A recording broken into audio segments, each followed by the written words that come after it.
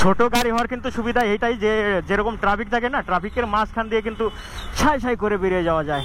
এই ভাই সাইড দে, মাথা গরম রয়েছে আজকে।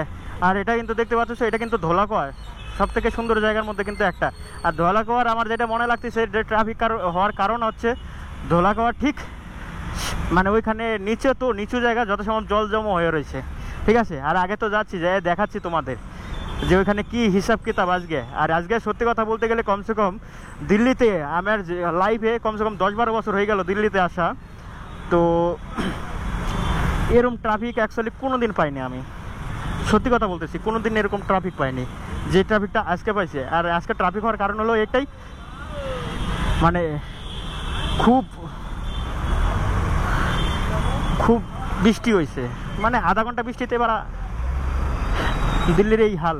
তাহলে যদি 1 ঘন্টা কিংবা সারাদিন ভরে যদি বৃষ্টি হয়, তাহলে তো দিল্লির আর খুঁজেই পাওয়া যাবে না, দিল্লি পুরো জলের তলায় চলে যাবে। হ্যাঁ, এটা আমি বলছি না, এটা কিন্তু গবেষক যারা করছে তারা কিন্তু, আমিও কিন্তু হালকা মাতলা কিন্তু একটু সায়েন্টিস্ট আছি, ঠিক আছে। একটু জল নিয়ে যারা একটু গবেষণা করে, আমি সব কিছু নিয়ে গবেষণা করি, আমি অল ইন অল, মানে সমস্ত কিছু। চলো আগে তো কথা হবে, দেখা হবে, ঠিক আছে। আর এত সুন্দর সুন্দর বাস, কি বলবো, আজকে যা মজা লাগতেছে না, এই মজাই বাল সাজা হয়ে গেছে আজকে, সত্যি কথা কইতেছি। বাল খালি জায়গায় জায়গায় ট্রাফিক আর ট্রাফিক। আর এই দেখো ছোট ছোট নদী, এই নদী পার করবো যে বাল আমার জুতা আজকে কমসে কম 500 টাকার জুতা আজকে শেষ হয়ে যাবে। আর দেখো এই কি অবস্থা, সত্যি কথা বলতেছি, এত খারাপ লাগে না,